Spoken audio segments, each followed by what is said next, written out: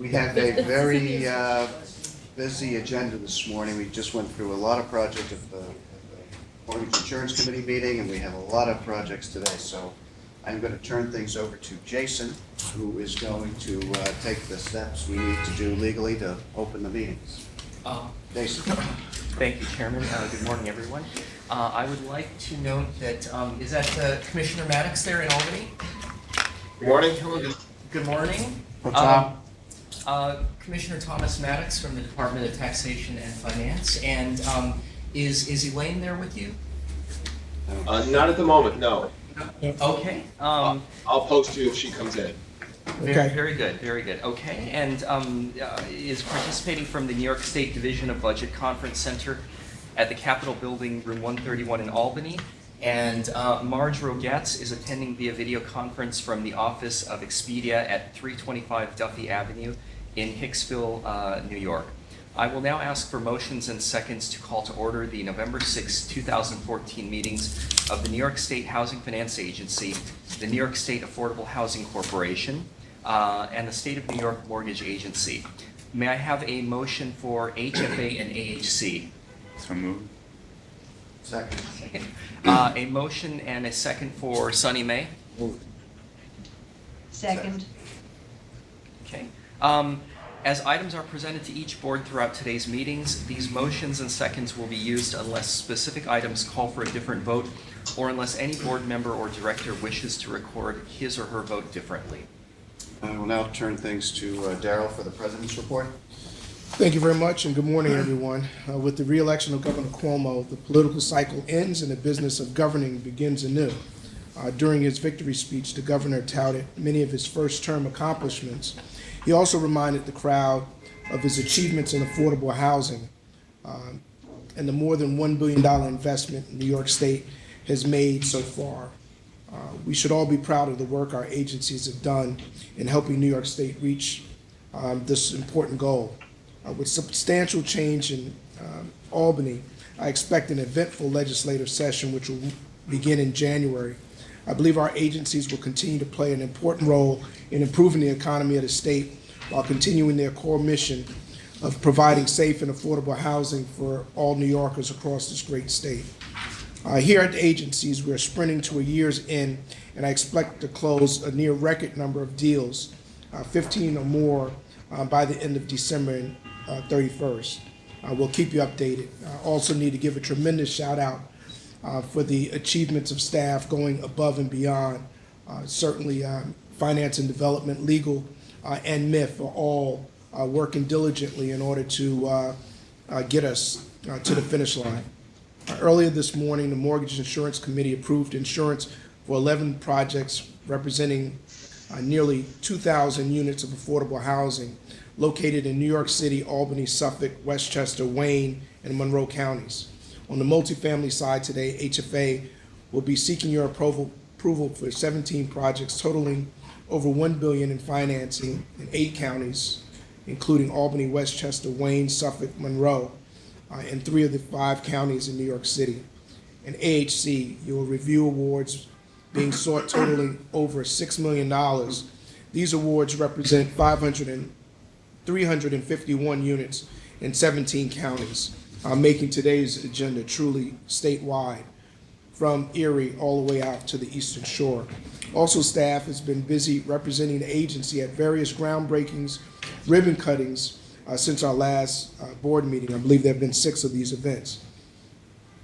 And at several trade events, including the National Conference of State Housing Administrators in Boston and NYSAFA's Upstate Conference at Turning Stone in Verona. And finally, 2 of our great staffers were recently honored. Ted Houghton was recently awarded, was a recipient of an award from his former organization, the Supportive Housing Network of New York, and Marion Zucker also received a great award with Common Ground. So not only are we working, but the industry is recognizing the hard work that we're getting done as well. So with that, we'll turn it back over to you, Bill. Yeah, Daryl, let me also add that we Sony May got a nice award from the National Council of State Housing Agencies, the 2014 Annual Awards for Program Excellence, so that's a huge honor. And so, Nice, very nice. Very nice, and George, is George here? He gets a lot of the credit for that, but Yep. not seeing him, but that's another one. We had a nice event for Marion's award. There was a table from the agency here. It was a very nice evening, and Marion gave a terrific talk. It was a nice honor for Marion, for the agency. And Carol and I and Ted were there at the governor's re-election the other night, which was also nice. So onward and upward, second term. So, Jason, let's go to the committee actions. Okay. And also, not only was another person there too, so. Joyce? Joyce. Yep. Yes. Yes. Okay, so the Mortgage Insurance Committee took the following actions earlier today.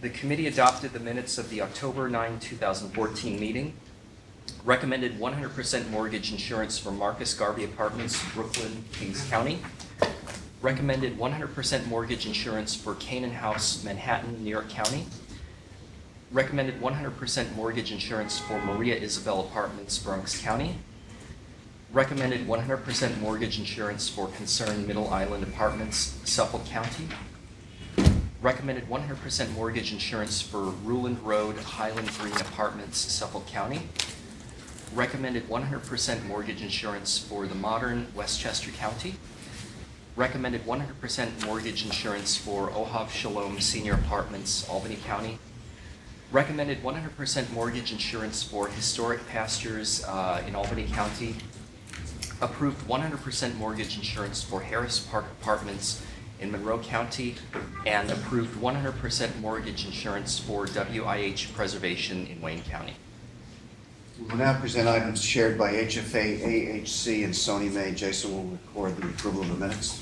The minutes of the meetings of HFA, AHC, and Sony May held on October 9, 2014 shall be deemed approved absent corrections from members and directors.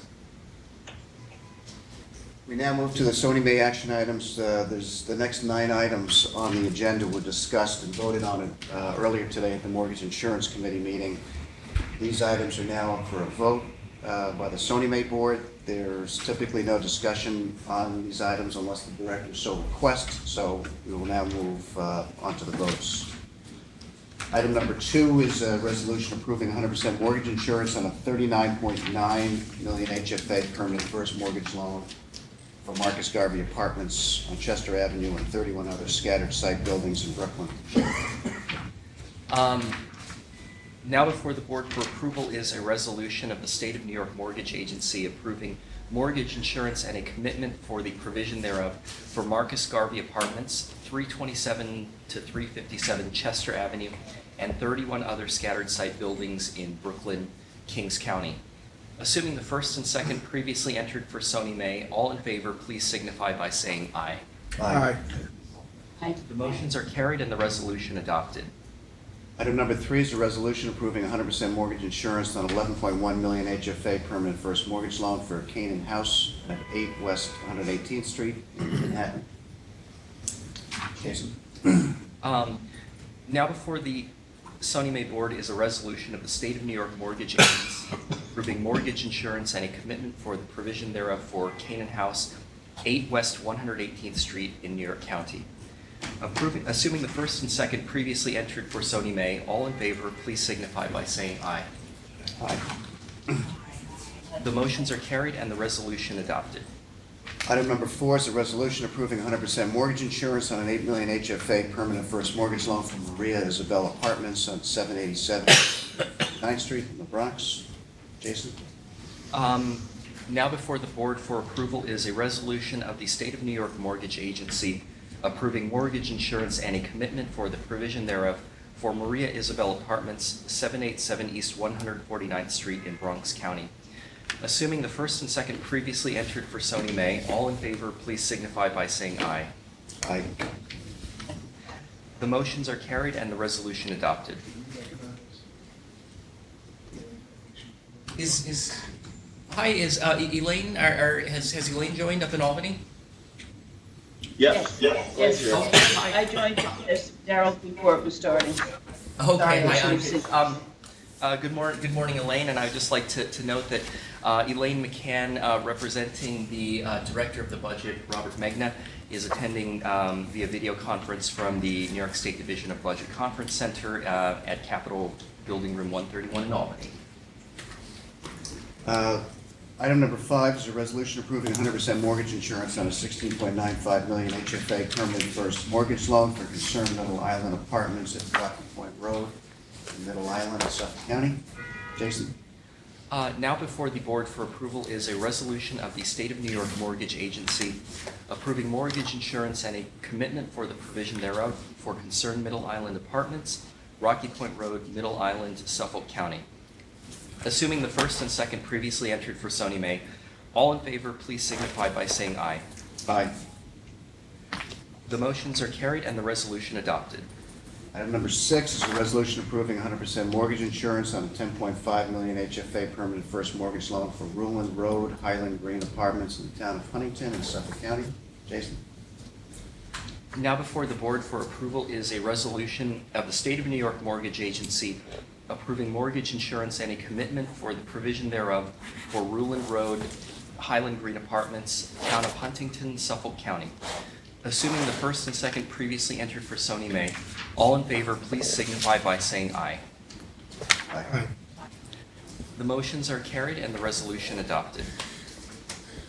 Item number 7, a resolution approving 100% mortgage insurance on 11.35 million HFA permanent first mortgage loan for the Modern at 130 Mount Vernon Avenue in Westchester County.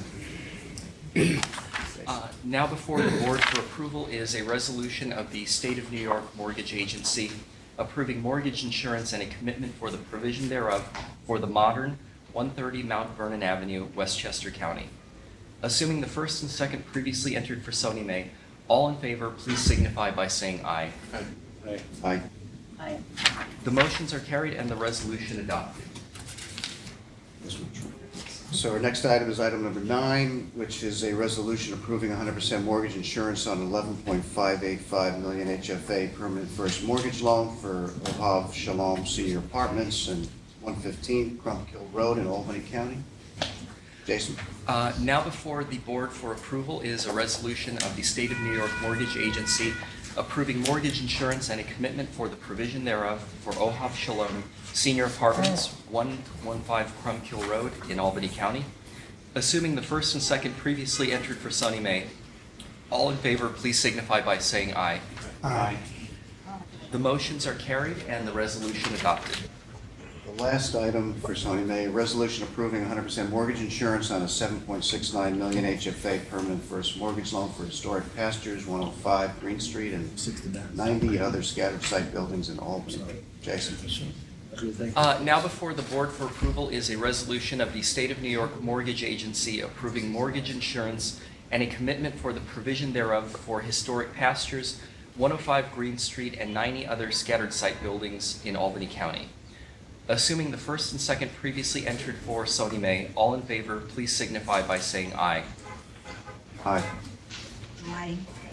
Aye. The motions are carried and the resolution adopted.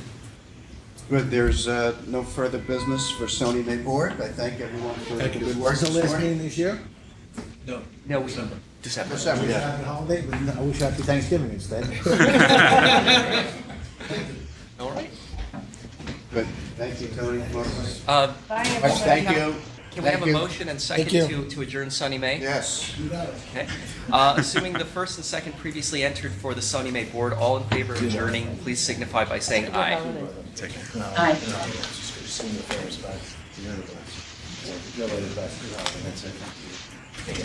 The motions are carried and the Sunny May meeting is adjourned.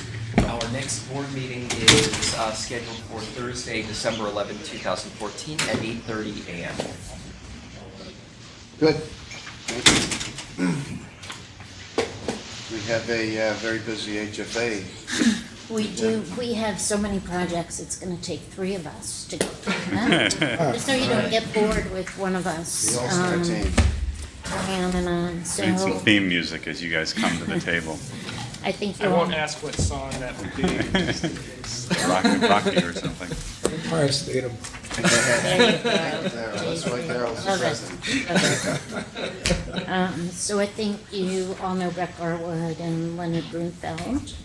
And I think we're ready. Ready to roll. whenever You are. Okay, so we call to order the 40th Finance and Program Committee meeting of HFA, which will be held jointly with the board meeting. Can I have a motion to open the committee meeting? So move. Second. Thank you. We will use these recorded votes as we move forward. Jason?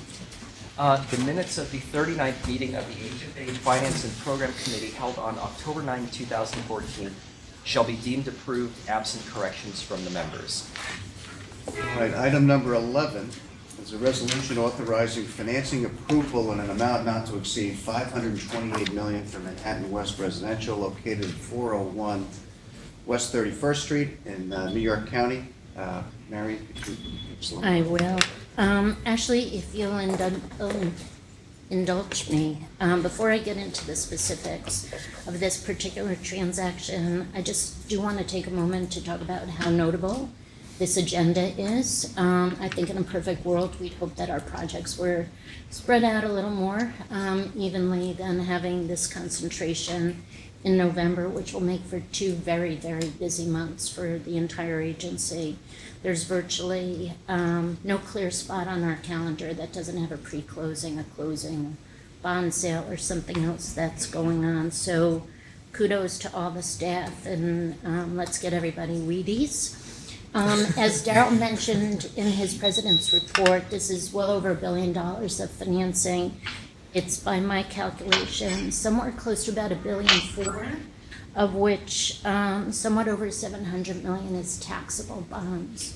The other $600 million is tax exempt, and that really goes to how much we've moved the dial in terms of how much resources we're devoting to the 80/20s.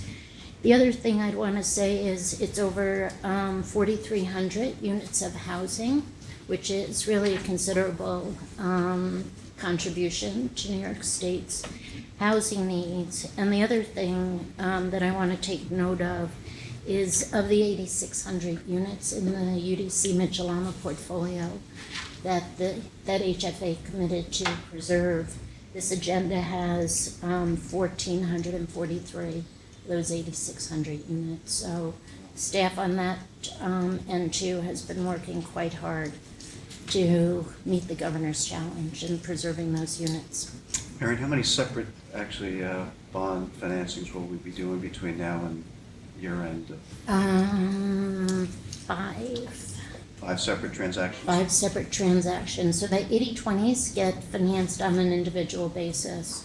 There are actually, I'm not counting things that we approved last month that have yet to be financed. So just in this agenda, it'll be the 4 standalone 80/20s, and we're going to finance all of the affordable transactions in one large pool deal. It's about $200 million.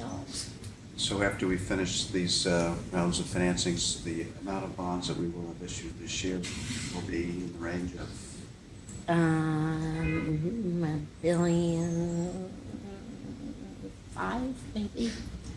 Which probably puts us as the largest We'll housing see. issuer in the country. We'll see what HDC ends up doing by the end of the year. It's usually one or the other of us. Yes. But we'll have updated statistics by Like the Macy's December and board. Gimbels? Yeah, no, it's a lot of deals, a lot of productivity, and a lot of good things for folks around the state, so it's terrific, so.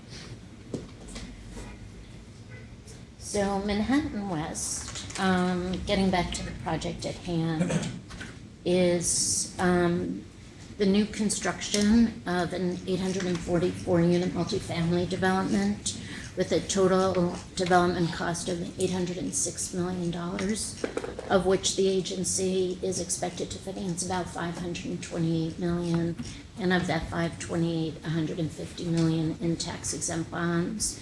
And as always, in projects of this magnitude, we expect to finance the project over a multi-year term, approximately 33 years. Of the 844 units, 169 are low income, and they will stay low income in perpetuity. This is part of a larger development being undertaken by Brookfield. Brookfield is a quite experienced commercial real estate company. This is, to my knowledge, their first foray into residential development in Manhattan. Hunter Roberts will be the construction manager for the project. And I do want to give you guys a sense of what's going on the site. I'll pass this around. They are platforming over the site, which is just west of 9th Avenue between 31st and 32nd, I believe. The bonds that we're going to be issuing for this project are being secured by Bank of China letter of credit. This is for us our second deal that we're doing with the Bank of China. And we've been working with them and firms on the street to make sure we have broad distribution of their bonds in the market. The architect is Slice. Let me see what else I can tell you about this site. I think for those of you familiar with Manhattan, you know the proximity to Penn Station, et cetera, and all other forms of transportation.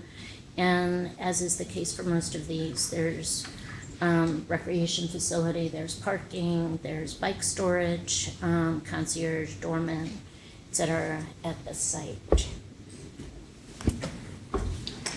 Excuse Sure. me, to what extent will the amenities be available to the low-income tenants? In all cases, and is the case for all of the financing, all of the projects that we finance, Joyce, the amenities must be made available to But everybody. Are they charged for it, or are they? Yes, I don't remember the specifics on this particular project, but we have seen accommodations of lower charges for fees like the gyms. I don't know the specifics on this deal, though, whether their gym charges the same or less. Also, I noticed that this project would consist of 2 buildings. Are the low-income units evenly distributed or equitably distributed between the 2 buildings? I want to say, as is the case in all of our transactions, we have requirements about how concentrated the low-income units can be, so they need to be distributed among the bottom 60% of the building. There can't be a concentration in any one line in the building. There can't be a concentration on any one floor. Right. And so there's multiple targets that projects need to meet. These plans are all approved by our construction unit.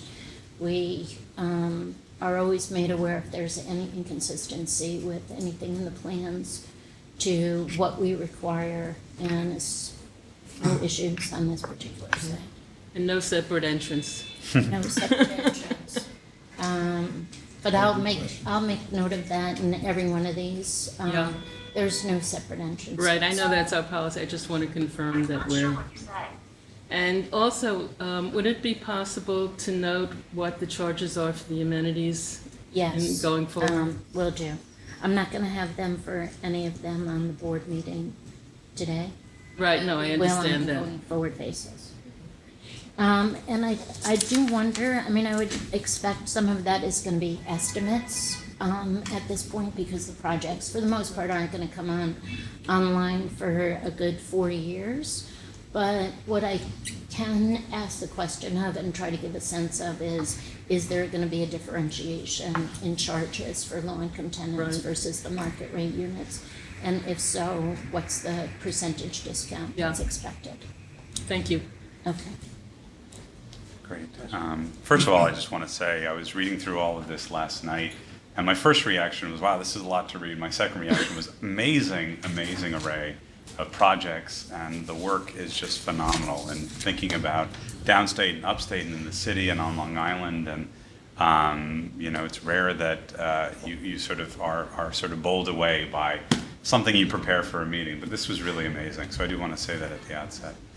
2 questions on this project, one about the project and one about the sort of, I think we have 3 projects sort of in the same roughly the same area, although it's a big area. On this project, I know that there was an earlier iteration of the Manhattan West that had more residential density. And I see that there's a zoning bonus, and that's going to go someplace to be determined. And I doubt we have any leverage, and I'm sure this is all fully baked at this point, but given the amount of investment overall by the city, by the state, in Hudson Yards and in this whole area, I don't know if there's any way to kind of, and given the mayor's plans and the governor's plans for more housing, whether there's any conversation to be had about sort of can more housing come back in? Because I know Brookfield shifted a little bit more towards the commercial side from the housing side, and it struck me as a sort of lost opportunity. And because we're $500 million into the project, I don't know whether we have any leverage to sort of nudge them back in the other direction. Well, we definitely have, open communication with them, and we can ask the question. Yeah. I don't know how far along they are on their office, Okay. planning for the office buildings. I think it's worth raising. And then the second question again goes to sort of the overall portfolio. It's sort of, as I'm looking at it, we're even just today thinking about kind of, $850 million of investment in some way into this neighborhood. And it's always hard to imagine when you're on the upside of the cycle that there could ever be a downside. And just as a board member, I have a question about, have we been thinking at all, do we need to be thinking at all about the exposure of the agency? These are sort of, 2, 3, 4, 5 years as the pipeline will come online. And chances are things will be going great, but, we've all seen cycles in Manhattan. And I just wonder if we've done any kind of stress testing, if Hudson Yards and everything on the far west, if the number of units that will be coming online, what happens if we're in a down cycle? And I just wonder sort of whether that's been a part of our risk analysis at a more macro level. It hasn't, but it's really a great idea to think about, if we look back over the last couple of years and what we're doing this year, what's coming online when, where are there concentrations. I would say that going through the last cycle, which was Yes. something, what we've seen, the impact of that cycle is that the downside to the agency is we may have funded projects in the 2007, 2008 uptick with an amount of bonds that now the project can't sustain. So the developers, and most of the developers who are doing the 80/20s, certainly have significant balance sheets. What we've seen is they may have had to pay down a certain amount of those bonds to bring the leverage on the project down. So in some ways, moving from this bifurcated structure of less tax-exempt bonds, what's likely to happen if there's another downturn and projects can't sustain the amount of debt that they're putting on for the construction piece is that the taxable bonds are going to get paid down, not the tax-exempt bonds, because the tax-exempt bonds have so much more value. So in some ways, the resource that's precious to the agency is also precious to the developer. And I would expect that that would be the case. It has been everybody's assumption when I've spoken to them about what happens if. But you'll also see that the projects that we're financing, do tend to have a pretty significant amount of equity in them.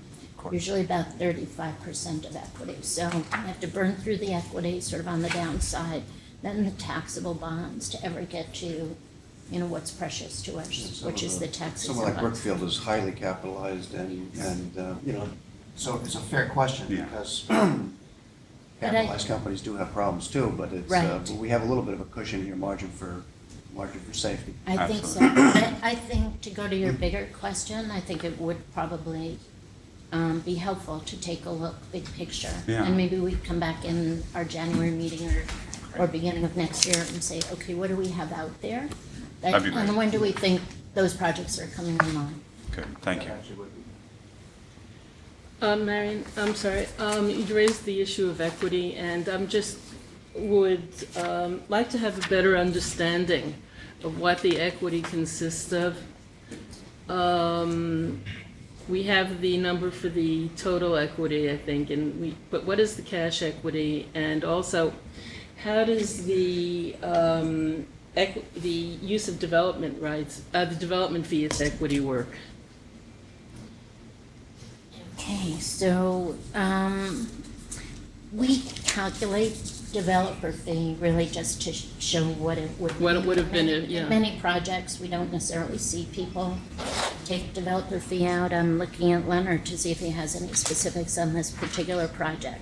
But you can see that the equity in this transaction is expected to be about $290 million, but I don't have the numbers, the breakdown to see whether any of that was attributable to land value, because the developer has owned the land. I know that they've been working on this site for many years to create the platform over it. And so specifically, I couldn't answer your specific question, but I can get back to you with how much is land, how much is actually cash. I would appreciate that. Okay. And my only trouble is I need somebody keeping a list of everything I promised you. I will try not to forget.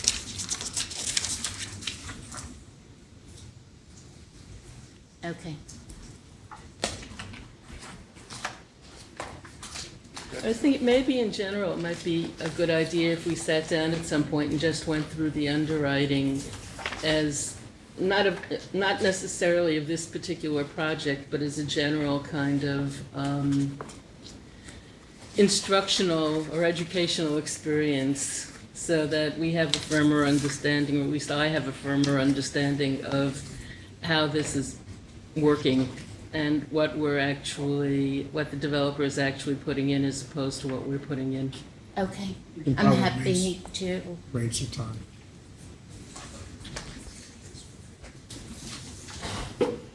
Good, any other comments, questions? Mary, do you have anything else on this one? I'm Big good. project. Good, Jason? Now before the committee and board are resolutions to be adopted that were transmitted in connection with this item. Assuming the first and second previously entered for the committee, all in favor, please signify by saying aye. Aye. The motion is carried and the resolution adopted. Assuming the first and second previously entered for the HFA board, all in favor, please signify by saying aye. Aye. The motion is carried and the resolution adopted. Before we move on to the next item, let me just go back briefly administratively in terms of the HFA minutes. I would also like to mention that the minutes of the Sunny May Directors Meeting held on October 9, 2014, and the meetings for HFA and AHC held on October 9, 2014 shall be deemed approved absent corrections from the directors and members. Great, thank you. Our next resolution, item number 12 in your book, is a resolution authorizing financing approval in amount not to exceed $200 million for 525 West 52nd Street Apartments in Manhattan. Marion? This financing will fund the construction of 2 towers containing 392 units of housing, of which 79 units will be set aside for low-income tenants. The project is approximately $330 million total development cost, $200 million of which HFA will provide, and about $66 million of that will be funded with tax-exempt bonds that are going to be sold on a private placement basis to a consortium consisting of Wells, M&T, and J.P. Morgan. This was a transaction that first came to us, assuming the bonds were going to be sold publicly with Wells' letter of credit, and because of those liquidity concerns, which I know I owe you some information, this has switched to a private placement structure. The equity in this transaction is about $144 million, and enjoys $120 million of that $144 million is cash. The remainder is imputed land value. The project is to be owned by a partnership consisting of Taconic and Mitsui Fujisan America. Taconic is a real estate developer, residential, commercial, mixed use and office space. This is our first transaction with them. They're also expected to be the management company for this project, and Gotham Construction, which has constructed many of our other 80/20s, will be the construction manager on this transaction. This project will also participate in the inclusionary housing program, and so the 79 units of low-income housing will be affordable in perpetuity.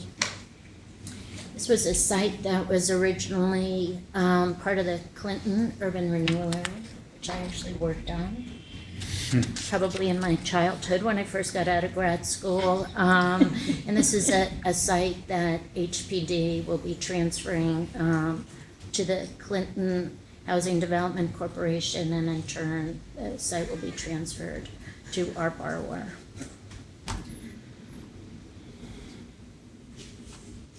Are there questions on this one? So it's another good development to come for the folks. Mm-hmm. Mr. Joyce, you okay? Yeah. I'm just beginning to wonder though, also, I think I've raised it before, what the impact is of all of this development, and all of this new construction on the west side of Manhattan in terms of its impact on the environment and especially the capacity of the sewage system to absorb so many new units and so many new tenants who will be generating products for the sewage system. Good question. I'm not sure we have the answer, but. No, I'm not expecting an answer today, I'm But just it's- raising the issue. Yeah, no, Things considered in the zoning. I would think so. I know when we do an environmental impact statement, we're just looking at that particular project. We're not looking at the overall environmental impact of the development that's going on. I would certainly hope that the city is planning their What? I would hope the city is planning their infrastructure needs accordingly. One hopes, but one doesn't know. and a lot of activity. All right, any other questions or comments? Tom looks like he's okay too. Jason?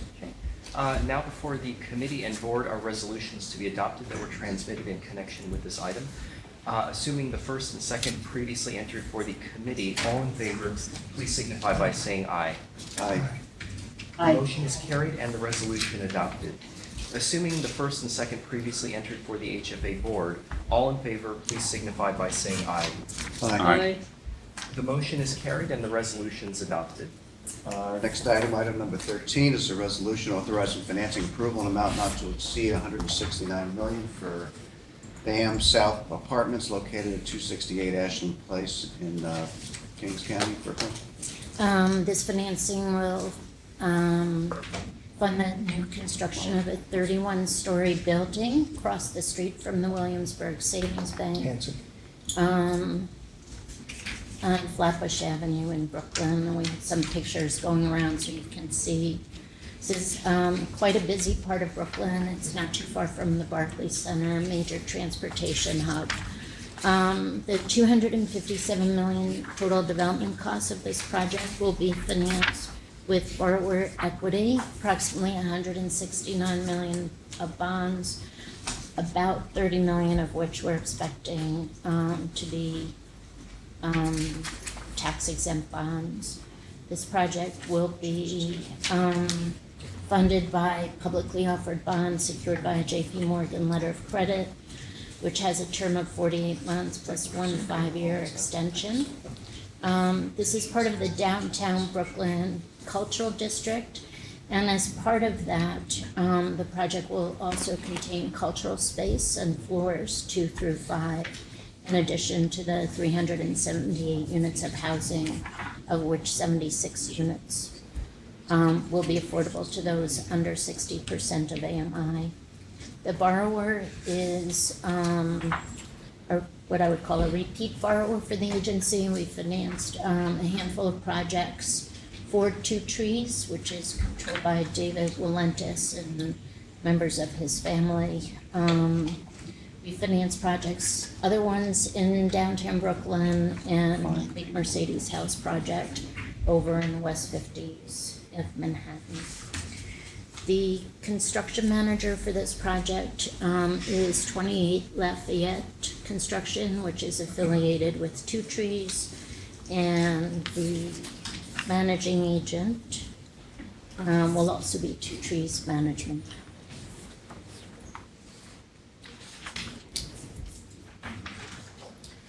The site, the other thing I'd like to mention is the site is being acquired from the New York City Economic Development Corporation.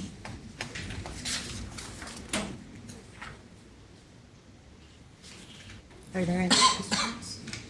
Just two quick questions. One, it's got 11 condo units in it. What's, Yeah.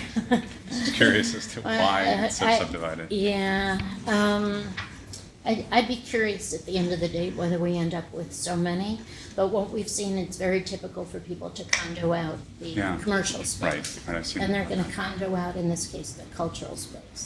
And then we're also seeing all of our projects condo the residential space into at least two pieces, the low-income piece and the market rate piece. This one also had proposed an additional condo because they have several units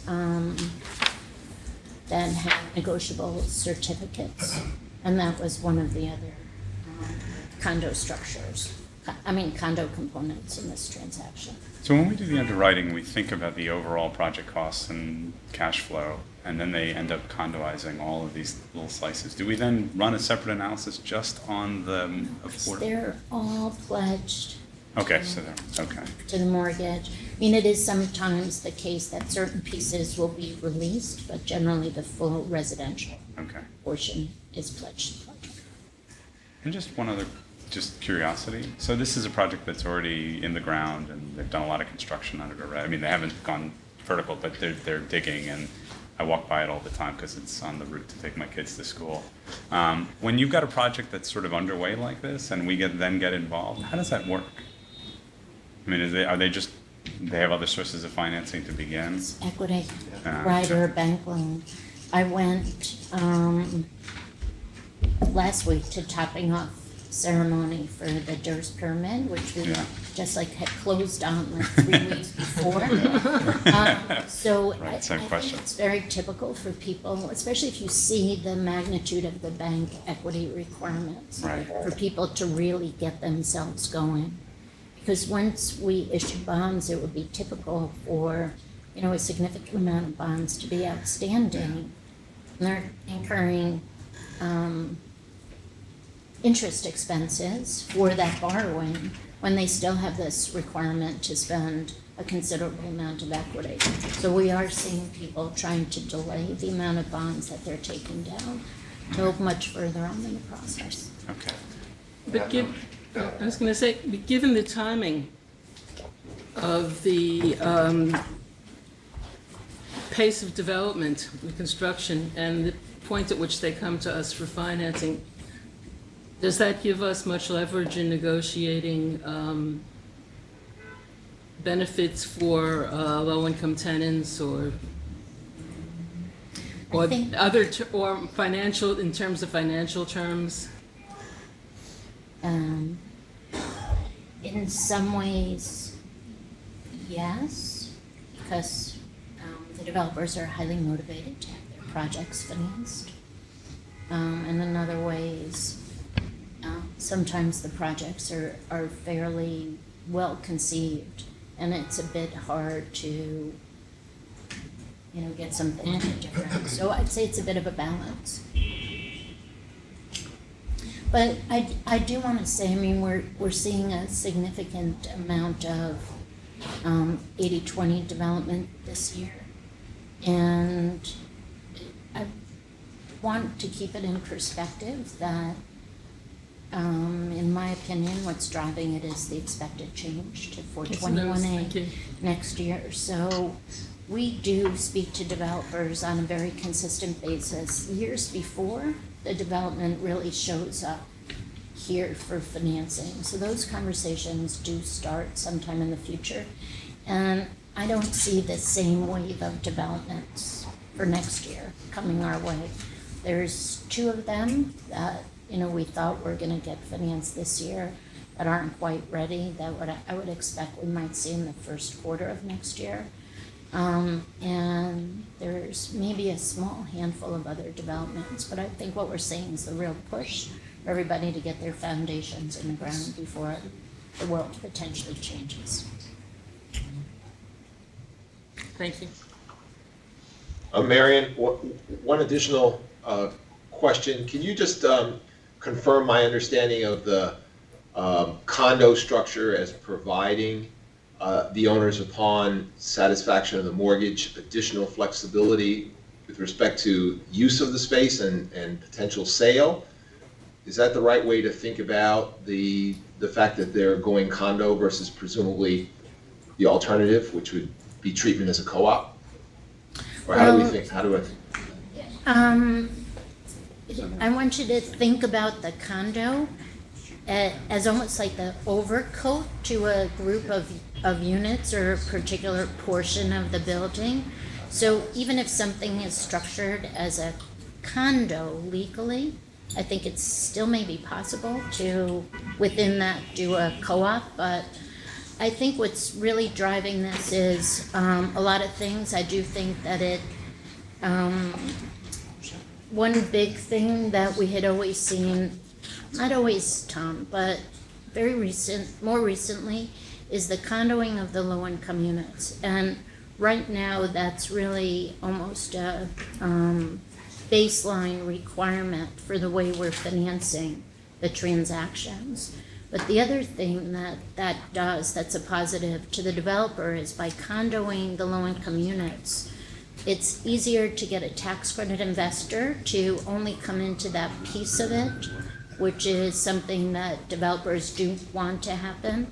And I do think that your conclusion is right, that it does give people then flexibility in the long run for what they might do with different pieces of the building. In any one of those, though, and what would happen in the future, I mean, the agency does have a regulatory agreement on the project that is looking to protect for a 30-year period the low-income tenants. And I'm definitely getting off script right now. I mean, there have been conversations about what might happen to the market rate units over the long term, and that's an ongoing conversation that we're having with the industry. All right, thank you.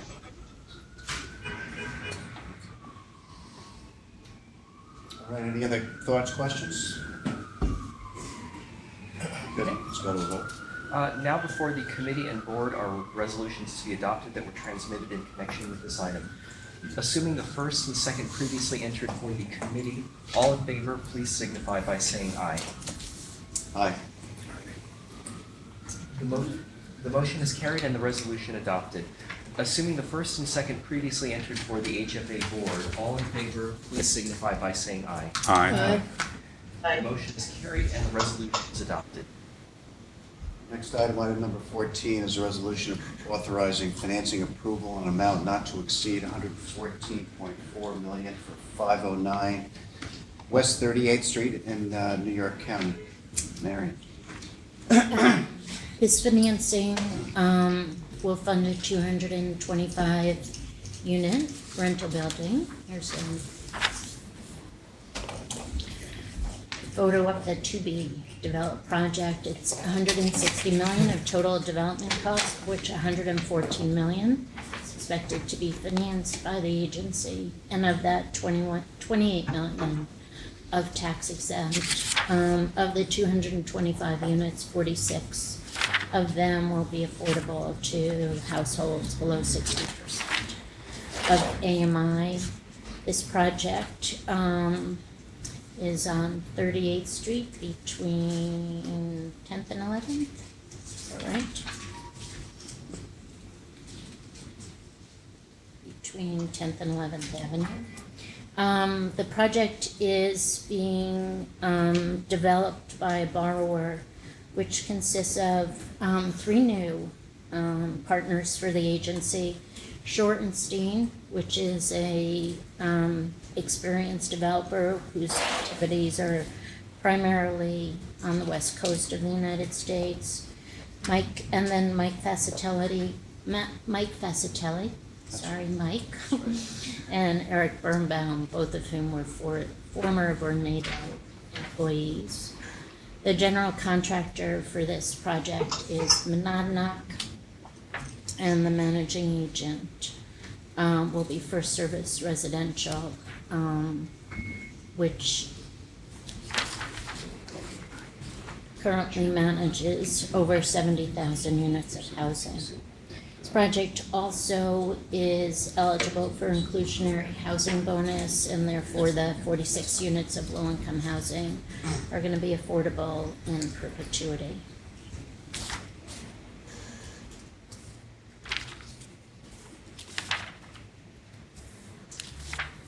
Are there Thoughts, questions? questions? Not as attractive as some of the others. Yeah, I think it's nice it has some brick. I mean, it's all gonna be glass over there. Hope there's no earthquake. Yeah, I'm not a big fan of all that straight glass stuff, but, Well, I'm getting plenty of it, so, yeah, Everybody likes the light in their apartments. I know. yeah. Jason? Now before the committee and board are resolutions to be adopted that were transmitted in connection with this item. Assuming the first and second previously entered for the committee, all in favor, please signify by saying aye. Aye. The motion is carried and the resolution adopted.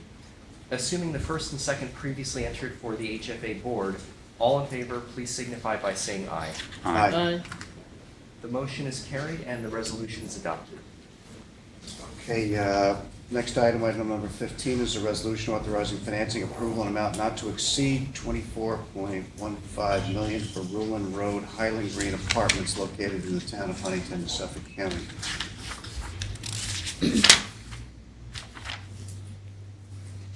Archie? I know. I'm glad I have my teen up here. I'm kind of getting tired from. All right, Ruland Road is quite an interesting transaction for the agency. Typically, what we finance here are low-income rental properties. Ruland Road is being structured as a low-income equity co-op. It will fund the new construction of 118 units of housing.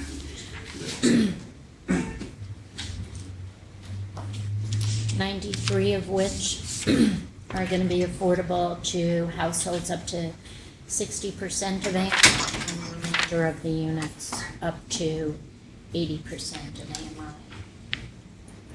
The site has a bit of history, Long Island history. I don't know how many of you were here for the mortgage insurance fund conversation. But the site was the subject of a lawsuit by the NAACP, who had objected to its original construct with only 0 and 1 bedroom units. There was a settlement between NAACP, the town of Huntington, and the borrower to get to the point that the project now has a more even distribution of 1, 2, and 3 bedroom units, smaller amount of 3 bedroom units, and so can also house families that can take advantage of the very high quality school district in the community. As part of the settlement, the requirement to make this a low-income co-op came into being.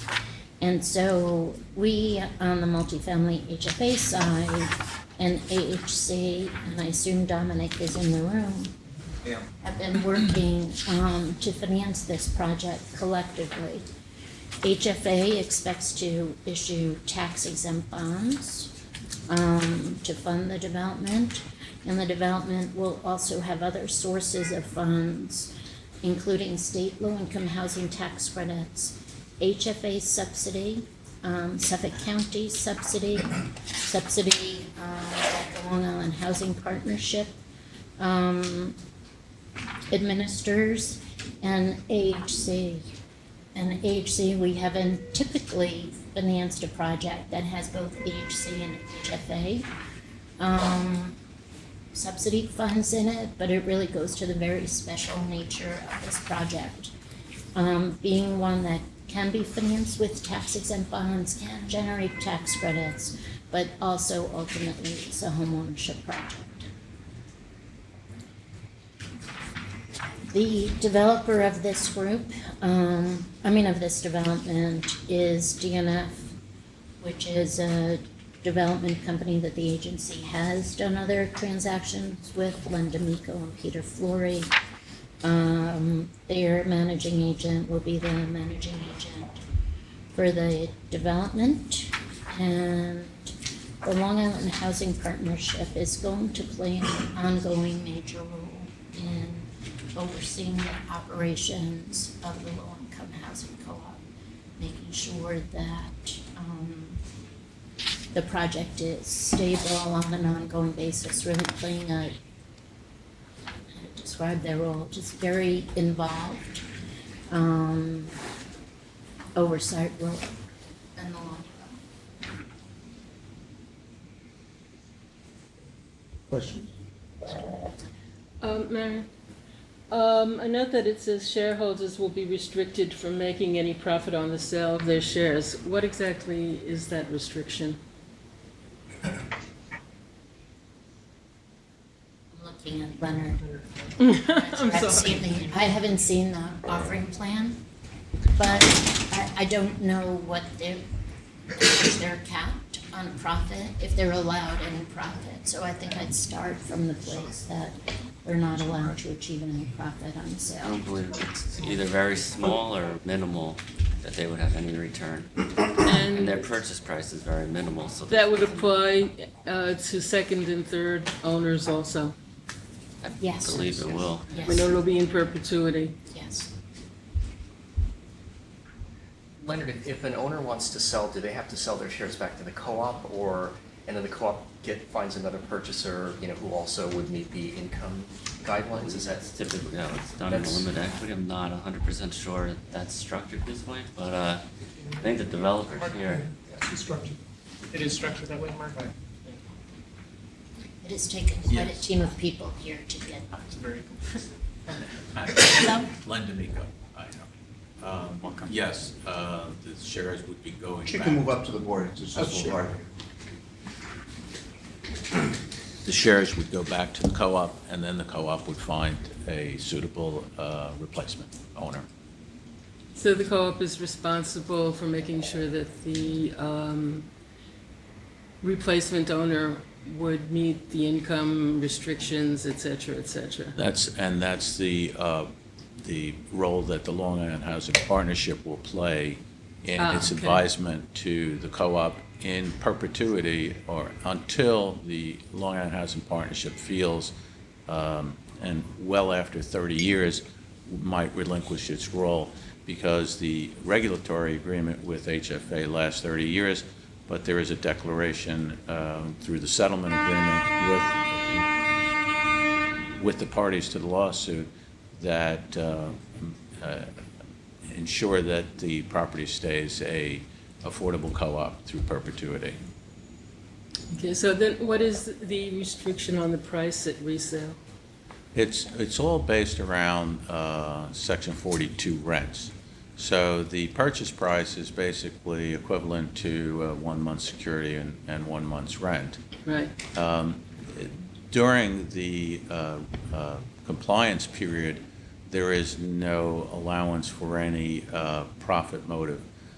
When the bond is paid off, however, there is opportunity then for the board to structure some other arrangement, but still, it can only get to the extent affordable to someone in the income brackets that are set.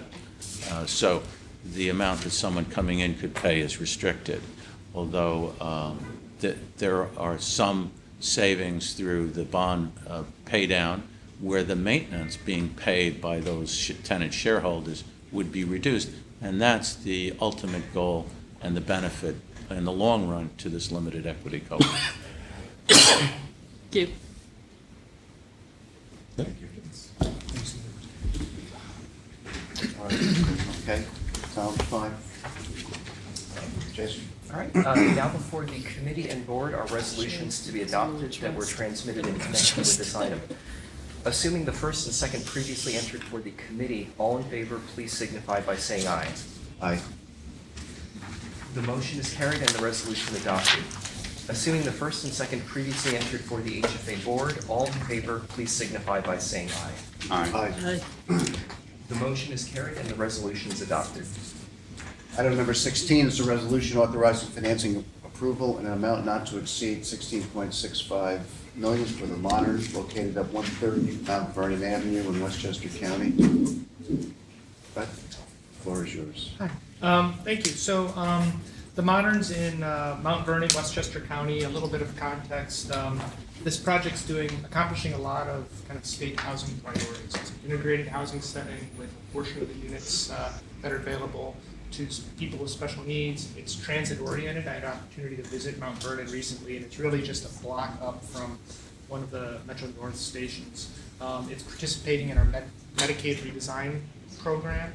And the other thing I learned about its context with the city of Mount Vernon is really kind of the first part of a much more substantial community development effort where they're rezoning this portion of Mount Vernon. So this, we hope, will be the first of several projects. I presume some of them will be involved in it, some won't, in this area as a part of a community development.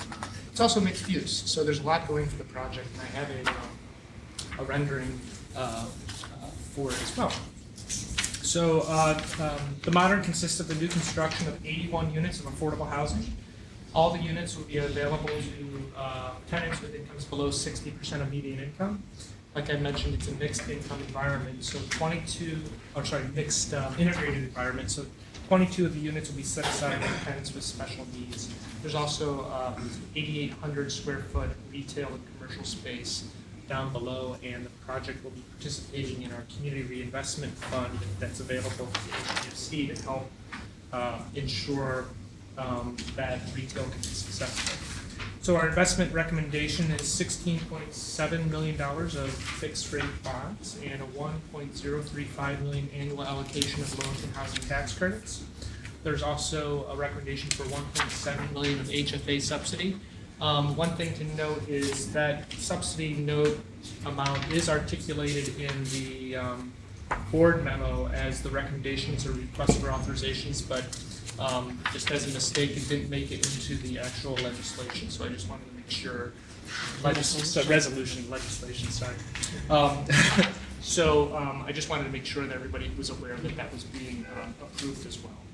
But one more thing to note, although we are recommending those that subsidy amount, this project is likely to participate in a Bank of America subsidy loan program that's just being launched that will likely eliminate the HFA subsidy note. But the final approval from that through the federal government with their settlement has not yet occurred. We anticipate that in a couple days. So I actually anticipate that HFA subsidy amount will go away as a result of participation in that program. So that's very good. Can I spend a second just talking about the program, because I see your interest is piqued? What we've seen is two lending institutions, both Citibank and Bank of America, have reached settlements with the Department of Justice stemming from their participation during the mortgage crisis. And as part of that, they've been required to set aside a certain amount of money to help meet housing goals. Funding low-income housing, rental housing is one of them. So good news, bad news, they're concentrating in New York State for that. They've been very collaborative with the agency about talking about different projects. You'll see others through today's agenda have Citibank funds in them. And so it's for us been a great way of sort of leveraging resources across a broader group of projects. And I've been quite happy with how collaborative both banks have been at coming to us and really working to help achieve their goals and help achieve our goals. So where's the good news, bad news on that? I don't know. Yeah, but I was going to ask that question. I guess my sense is they wouldn't be concentrating in New York, Right. except for that they probably did bad things in New York. So bad news, but from here on in, it's all good news. Okay. Silver lining. Yeah. Yes. I mean, So it is very clear that these funds are going to be used as a dollar-for-dollar reduction in our subsidy amounts. So there's a real benefit to the agency in New York State because it'll preserve our precious resources for other deals that'll come in 2015. So the other leverage that exists is a $200,000 City of Mount Vernon home loan. But also, this is a very strong partnership with OMH as they're providing $3 million of construction capital funding and also debt service payments that will support $4.4 million of our permanent loan, and they're funding the services. So that's how this partnership with the Medicaid Redesign Team program really works. And OMH's participation in that project makes them eligible for MRT funds. That'll be before the HDFC board next week. Yes. So a little bit more about the building. As I mentioned, it contains a retail space. It contains 3-level parking garage. There's 9 studios, 27 one-bedrooms, 44 two-bedrooms. All the apartments will be fully wheelchair accessible. Services that will be provided to the tenants in the 22 apartments will be provided by CHI, including housing assistance, employment services, community living skills, healthcare monitoring, medication management, and referrals. Development team includes the developer McQueston Development, who we've done a lot of work with, and service providers, Community Housing Innovations, who has been very active in providing services to this population. The letter of credit is being provided by Bank of America and insurance by Sunny Mae, and the tax credit investigator is also Bank of America. Any questions? Just one clarification point, or two small ones. Just in looking at the cash flow pro forma, I was just curious, I haven't seen this before, but I probably missed it, where we have a debt coverage ratio that excludes one of the mortgages, and how does that work? What does that mean? Yeah, David, maybe you can answer. I'm looking at what he's. Oh, not including the OMH Oh, mortgage. Right. the OMH mortgage, that portion of the mortgage is supported by OMH debt service payments. So I see, so it's Sunny just, Mae it nets point of out. view, it's kind of out. I see. Right? It's a dollar-for-dollar swap. Okay. So the mortgage is $4, OMH David is paying Simmons, $4. everybody. David Simmons is our underwriter for this project. So that's why it's not included in the calculation. Okay, I was just curious. I hadn't It's seen it. totally supported by OMH. Okay, great, thanks. Just had a question of curiosity, just the appearance of the building with the multicolored facade, I've not seen that too often before. Is that a new trend, or is there something? Is that a picture? Does it That's fit? an accurate picture. For the most part, I've actually heard really positive feedback about it from the city and in my travels in Mount Vernon. Yeah, that's right. There is some examples of other colorful. I'm very much aware of one of them in the city of Rochester, which was Erie Harbor, which actually won a. There's more colors. Yeah, there's more colors, and it was blue. But actually, that won the NYSAFA design award for that.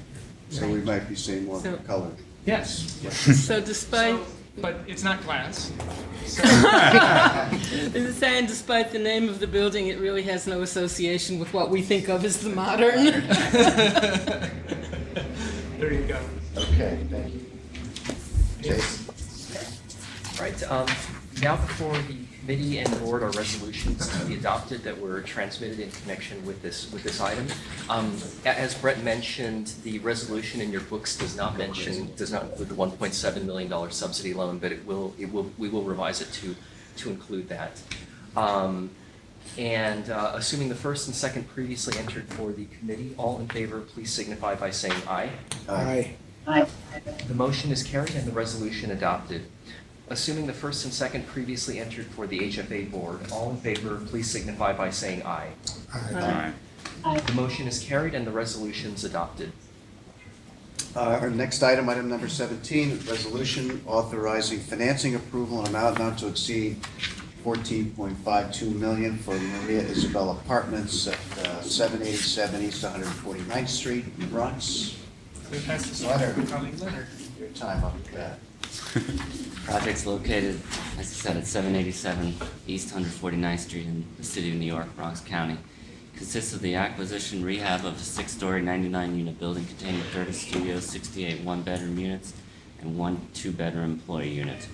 All the revenue units will be for senior households whose incomes at or below 60% AMI. Project was originally constructed in 1988 under the HUD Section 202 program. Project has community room, 24-hour security, laundry room, on-site office for social services, and 2 elevators and outdoor seating area. Project is currently 100% occupied. The seller is a related party to the borrower, and the approximate $11 million purchase price consists of the payoff of a HUD 202 mortgage, a seller's note, accounts payable, and the transfer tax. Total rehab cost is estimated at approximately $6.945 million, or slightly over $70,000 per unit. And that scope of work includes various items, including complete replacement of the existing roof, all windows, new kitchens, bathroom upgrades, electrical improvements, elevator improvements or replacement, and various other improvements throughout the building. The rehabilitation work will occur with the tenants residing within their units, and the project will provide approximately 35 construction jobs and will retain 4 permanent jobs. Total development cost is approximately $24.324 million, and the HFA bonds will be a maximum during the construction period of $14.52 million. Permanent bond will be $8 million, seller's notes approximately $5.5 million, and the income during rehab is approximately $870,000, with existing reserves as well as about $456,000. Federal tax credit proceeds about $16.87 million, and it's also a deferred developer fee. Citibank will provide the construction period letter of credit, and Sony Mae for the permanent. Raymond James will be syndicating the credits at $1.13 federal credits, and the ownership will be Maria Isabel Limited Partnership, which is a joint venture of Maria Isabel Members LLC, or jointly controlled by Acacia, Maria Isabel Housing Development Fund Company, Inc., and Promisa. The GC will be Proceda, and the property manager will be South Bronx Community Management Company. That's it. That's all. Yeah. I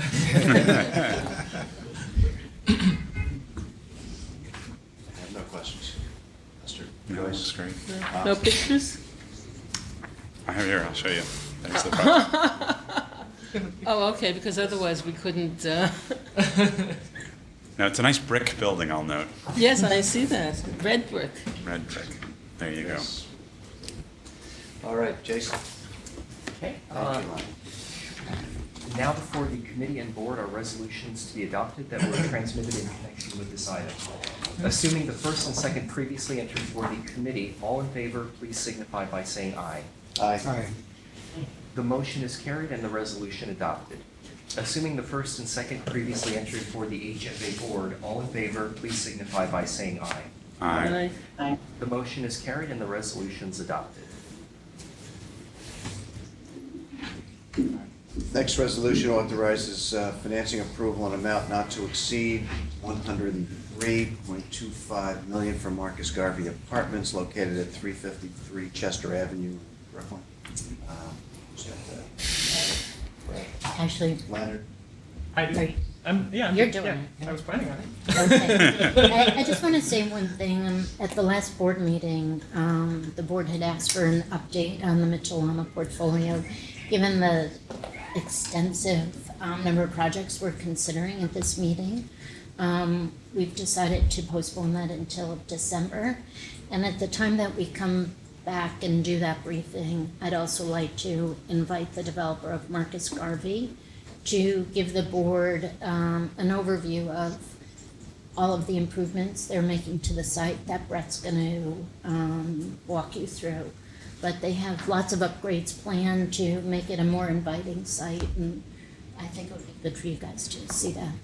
One other thing, after Brett, would you just, 2 minutes, just give a little overview of the holistic approach partnership that we have with the city? Will So this project is the Marcus Garvey Apartments in Brownsville neighborhood of Brooklyn.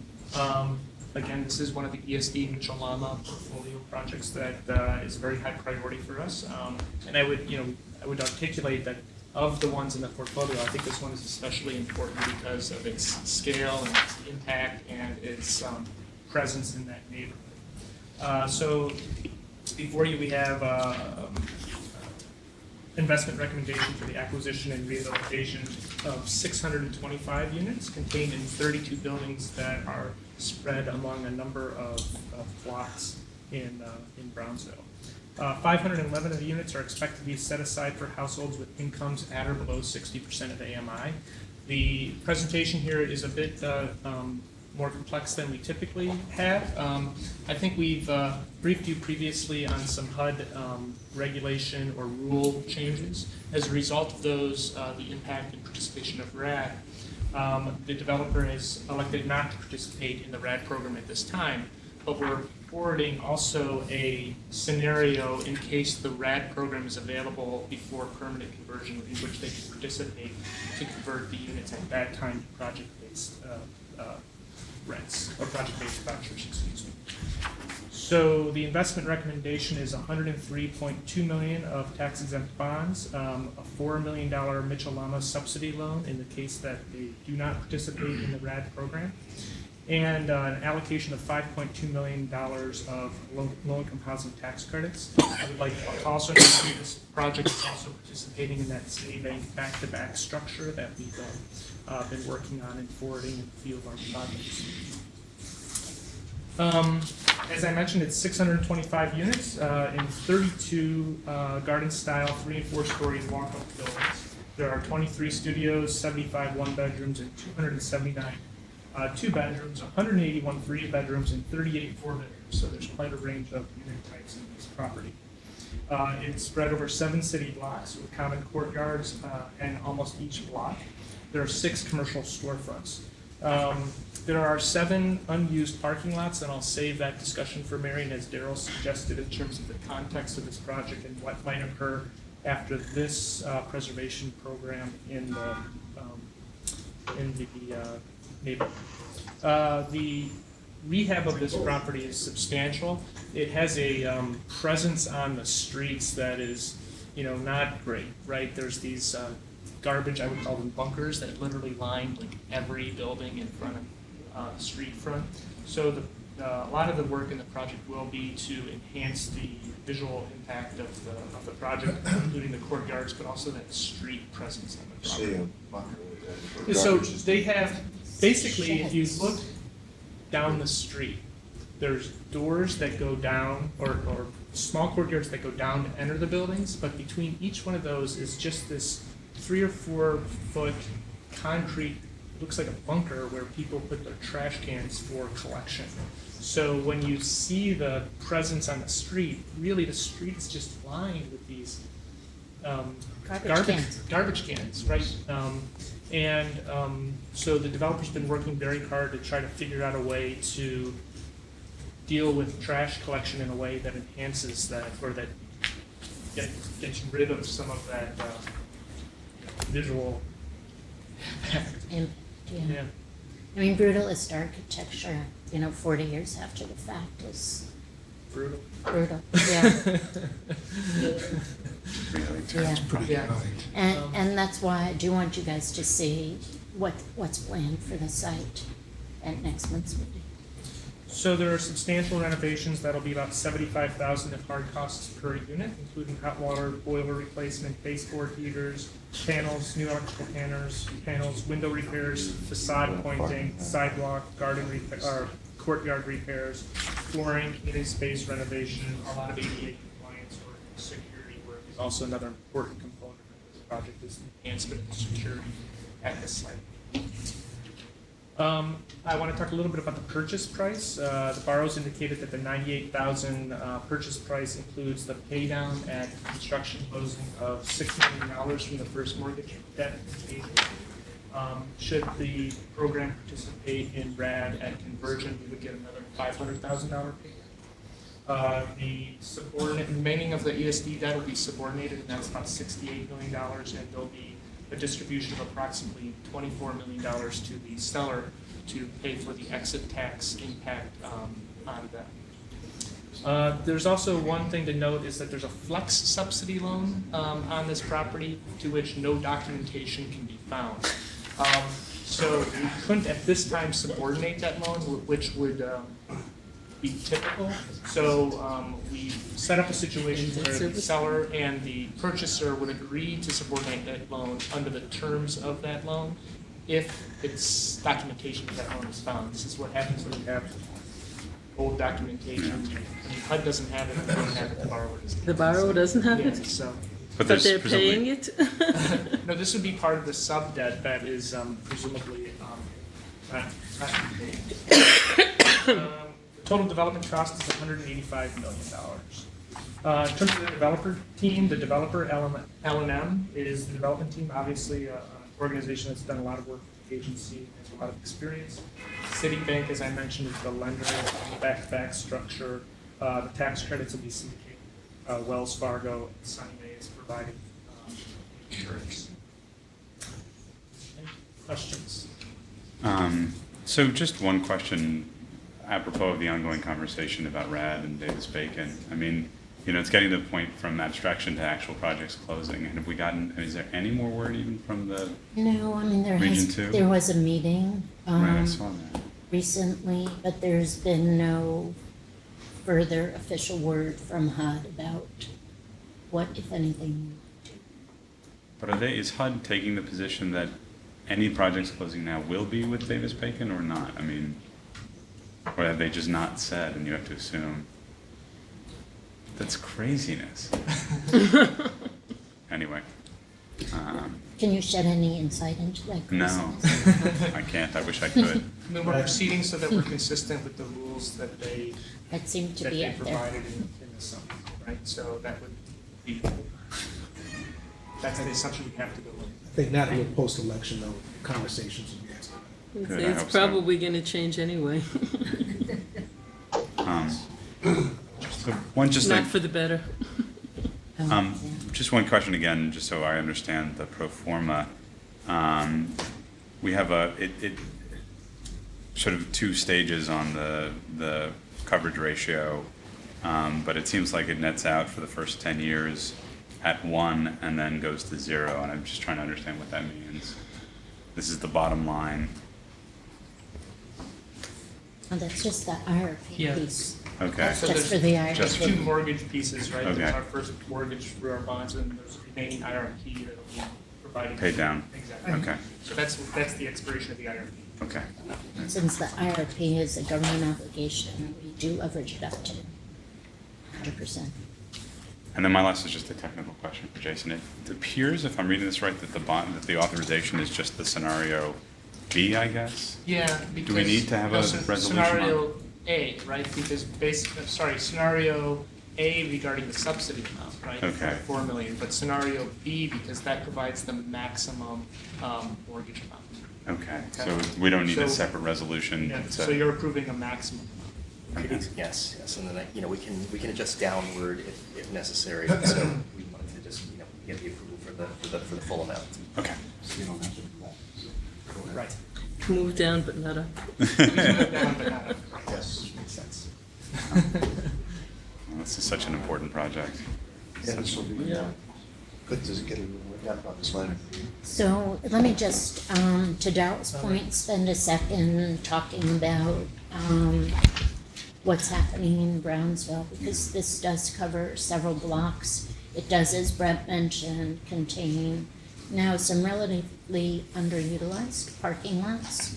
And we have had conversations with the city, and the city has actually fully engaged in Brownsville to the point that they have launched what they call like it's a 100-day challenge to a broad array of city agencies. So Greg Watson, I don't know if you know Greg Watson, from our staff and I attended the first of those meetings, and it had Carl Weisbrot, the head of city planning, senior people from sanitation department, as Brett mentioned, garbage is a bit of a challenge. The head of NYCHA was there, head of HPD was there, and really, broad array of commissioners, parks departments, folks, and everybody has been focused on saying, okay, in 100 days, what is it that we can accomplish to really move the dial in this community?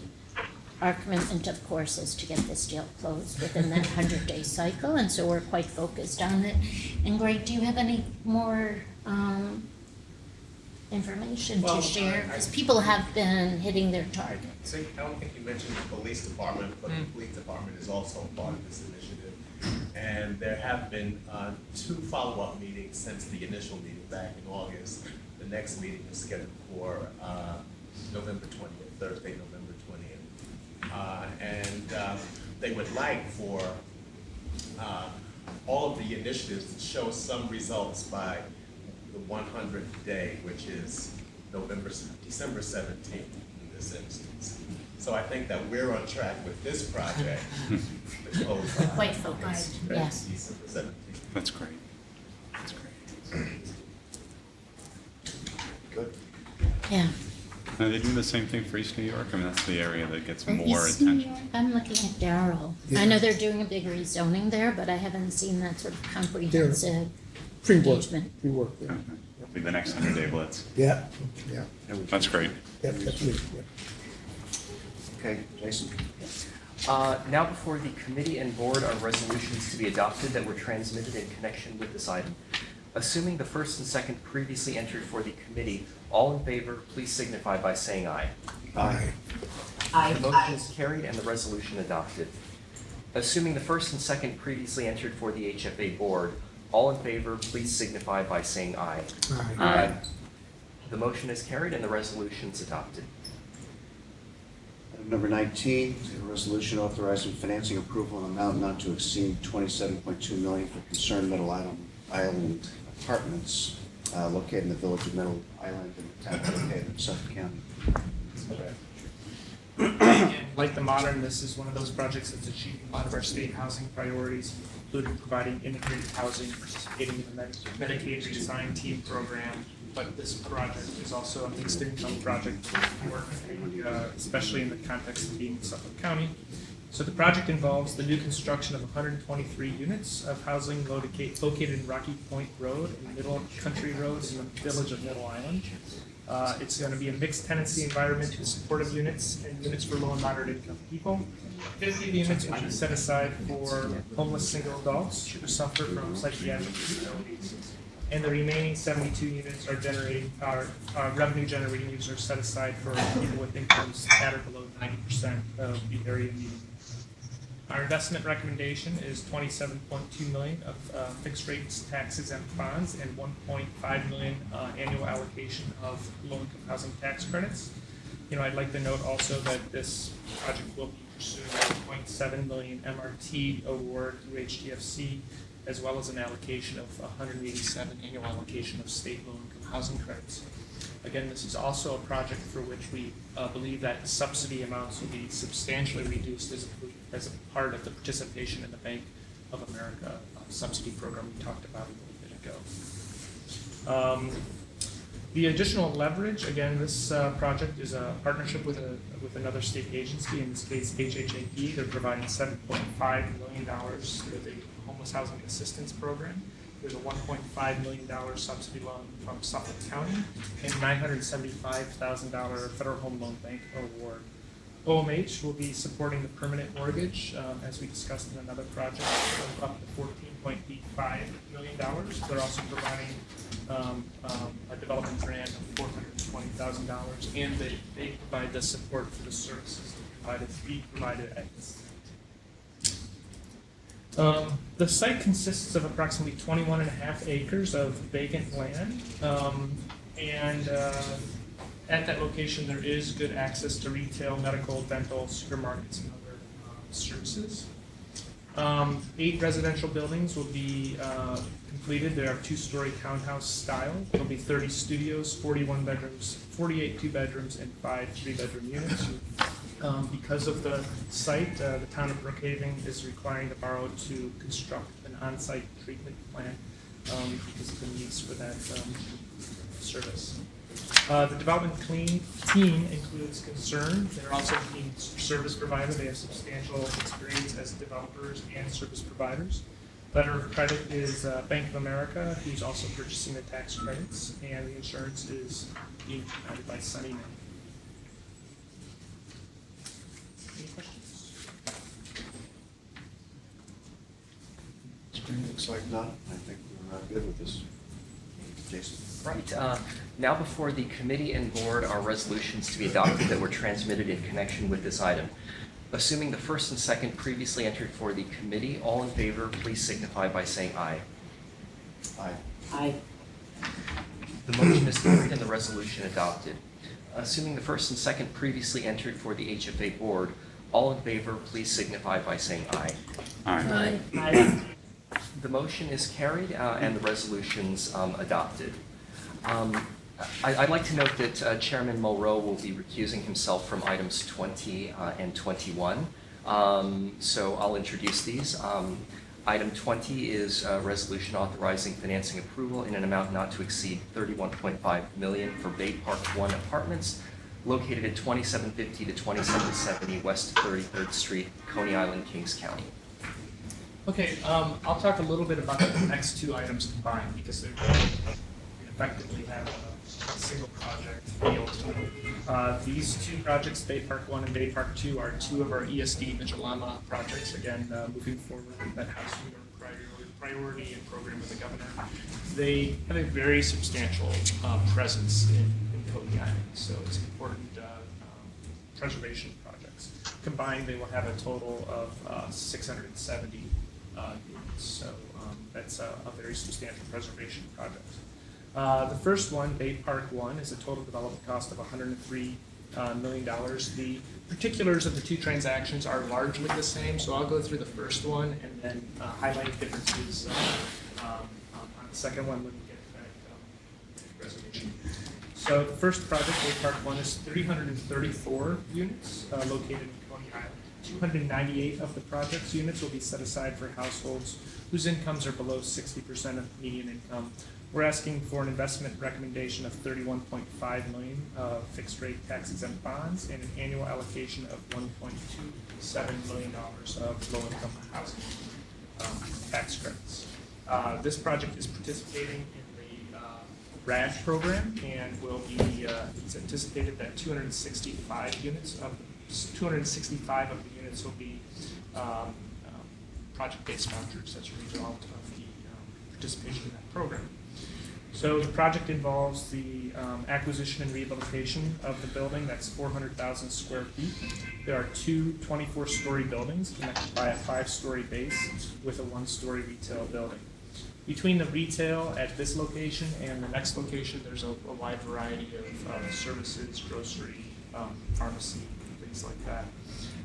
This project has 19 studios, 45 one-bedrooms, 132 two-bedrooms, and 105 three-bedroom units, and 22 four-bedrooms, and even 11 five-bedroom units. It's a wide range of and mix of unit types. One thing to note is that as part of this project, the borrower is requesting a subdivision. There's a vacant lot on the project site that is currently valued at $6.4 million as determined by appraisal. So we've agreed that we'll assign amount of our debt that's being subordinated in this project equal to that value to that parcel, and we'll have participation interest in a lot equivalent to that amount of outstanding debt. The project is located in the New York coastal zone. It was substantially impacted by Hurricane Sandy, and there's a number of emergency repairs that need to be conducted at that time. There is a substantial amount of rehab that remains being done that's going to be done as part of this project, up to $91,000 per unit hard costs. This is going to include repairing and filling of the existing facade and prevent water infiltration, extensive window replacement, heat and hot water risers will be replaced. The cogen system, which was damaged during Hurricane Sandy, will be replaced with a new system. That'll include very high efficiency boilers, so there's going to be some benefits of green energy improvements here. The scope of work also includes painting and plastering of the lobbies, replacement of intercoms, mailboxes, and public works and community space, repaving the existing walks, parking areas, landscaping, kitchen appliances will be replaced with energy efficient ones. Starrett is the current owner, and they will be, in terms of the land and acquisition, will be continuing on with the project. It's being acquired for $62 million. That's going to include a pay down to the agency of $8.15 million of our outstanding debt, and the remaining portion of the acquisition price is the subordination of the balance of the mortgage. The developer team includes Starrett, who has extensive history of building in New York City. The tax credits will be purchased by Wells Fargo, and credit enhancements will be Freddie Mac. So that's phase one. Are they planning to do construction on the empty lot? Ultimately, yes, so we're going to put restrictions Okay. on the empty lot in terms of what can be built. Okay. All right. Okay, so we'll do the vote separately for Bay Park 1 and Bay Park 2. So for item 20, which is Bay Park 1, now before the committee and board are resolutions to be adopted that were transmitted in connection with this item. Assuming the first and second previously entered for the committee, all in favor, please signify by saying aye. Aye. Aye. All right, the motion is carried and the resolution adopted. Assuming the first and second previously entered for the HFA board, all in favor, please signify by saying aye. Aye. Aye. The motion is carried and the resolution is adopted. Now for item 21, which is Bay Park 2. Now before the committee and board are resolutions to be adopted that were transmitted in connection with this item. Assuming the first and second previously entered for the committee, all in favor, please signify by saying aye. Aye. The motion is carried and the resolution adopted. Assuming the first and second previously entered for the HFA board, all in favor, please signify by saying aye. Aye. Aye. The motion is carried and the resolution is adopted.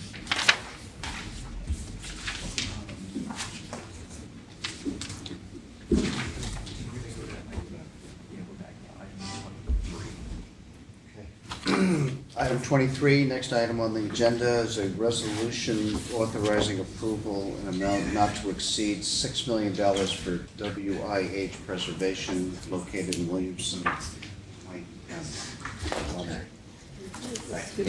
Sorry. The project consists of Who skipped Sorry. 22? I think we skipped. Item Oh, 23. sorry, it's been pulled. I'm sorry. It's been pulled, okay. Okay. As if you didn't have enough to read. Just letting you know we read it.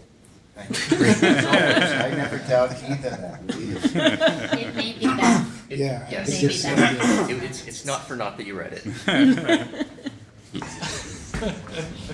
Leonard, we interrupt. Okay. Project consists of the acquisition and rehab of 8 buildings containing 93 one-bedroom, 16 two-bedroom units, and 4 three-bedroom units. 112 of the 113 revenue-generating units will be set aside for family and senior households with income added below 60% AMI. Project was constructed in 1983 under the HUD Farmers Home Program.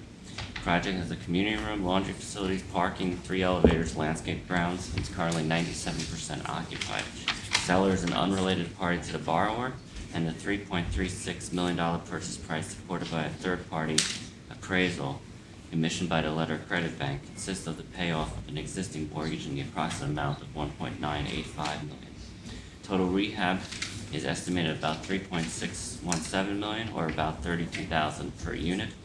It includes replacement of the roof, all windows, new siding, sidewalk, landscaping repairs, bathroom upgrades, kitchen replacements, and a couple other items. Rehabilitation work will occur with tenants residing in their units. The project will provide approximately 30 construction jobs and retain 3 permanent. TDCs approximately $10.116 million, and HFA bonds during the construction period will be a maximum of $6 million. Perm, they'll be down to $4.21 million, and an HFA subsidy of $1.33 million. There's also will be a CIF loan of $750,000, income during rehab, federal tax credit proceeds, and a deferred development fee. JP Morgan Chase will provide the letter of credit. Stony May will be during the permanent period. And Richmond Housing Resource will be syndicating the federal credits at 93 cents. The ownership of the project will be owned by WIH Preservation LLC, which is controlled by CB Emmanuel Realty LLC and Hudson Valley Property Group LLC. GC will be Conifer LaChase, and the property manager will be Conifer Management. That's it.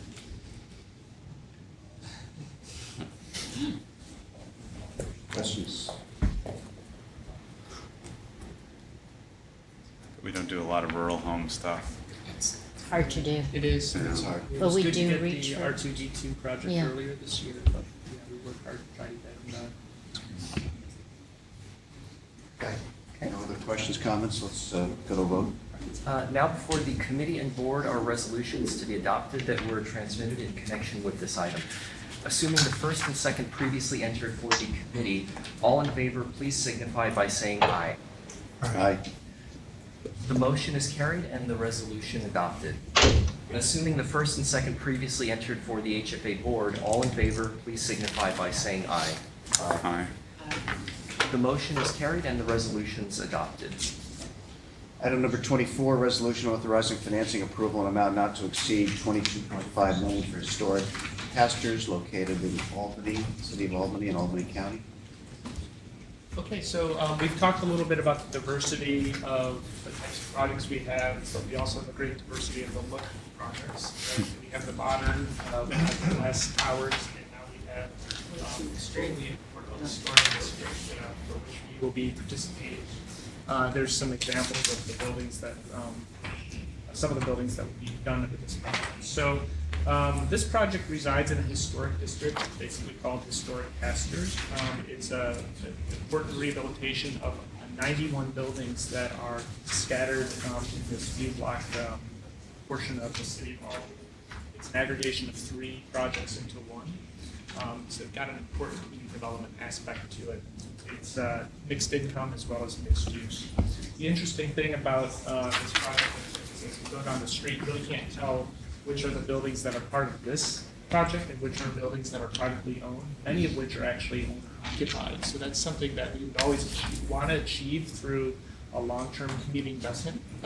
So But in they're this not- case, they're a not lot- contiguous, they're- Exactly. So these 91 buildings are actually, many of the buildings in this 3 or 4 block area of the city, and in between are other buildings, many of which are actually owner occupied. So it's really going to have a very substantial impact on the presence of the street. It's really kind of quite beautiful area to walk around in. So It's all called historic pastures. yeah, right. It's really interesting. The total development cost is $39 million. This project involves the acquisition and rehabilitation of 246 units of HUD Section 8 multifamily housing. Again, it's 91 buildings scattered throughout this portion of the city of Albany. 230 units will be set aside for households with incomes below 60% of 85. This project is also participating in the Citibank back-to-back structure, and our investment recommendation is $22.5 million maximum tax-exempt bond obligation, a $2.6 million estimated HFA subsidy loan, and an allocation of $1.08 million of loan from housing tax credits.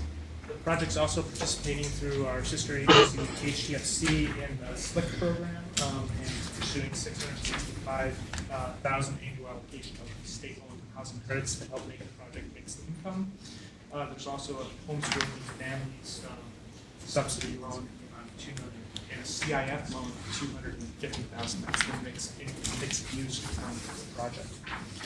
There's also substantial leverage. It's participating in the Citibank subordinate loan program. It's received a $2.2 million commitment from Citibank.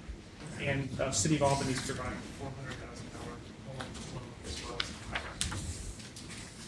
well as So the project of 246 units consists of 5 studios, 95 one-bedrooms, 111 two-bedrooms, and 33 three-bedrooms. There are 5 commercial spaces, and the write-up here is a little bit inaccurate, but one convenience store and one that's it. The 2 other spaces are actually going to be converted into community spaces right on the street, so that's another benefit of this project, its presence on that commercial. The total hard cost per unit is $57,000. These buildings were constructed in the 1880s, as you can see by the photos. The area fell into disrepair in the 1970s and in the early 80s. Many of the buildings were converted to family housing. It's proximate to downtown Albany, the state capitol buildings, retail shops, restaurants, and services. There's going to be new kitchens with Energy Star appliances, renovations of bathrooms, new flooring, installation of Energy Star lighting, roofs, siding, Energy Star windows and gutters. I was able to visit the site and actually see, they did a test unit, and you can see the kind of before and after already. It's really quite remarkable. So the presence on the street will be greatly enhanced, but also the quality of the buildings inside is going to be remarkable. There's a strong development team. The developer is Liberty Affordable. We've done a lot of work with them.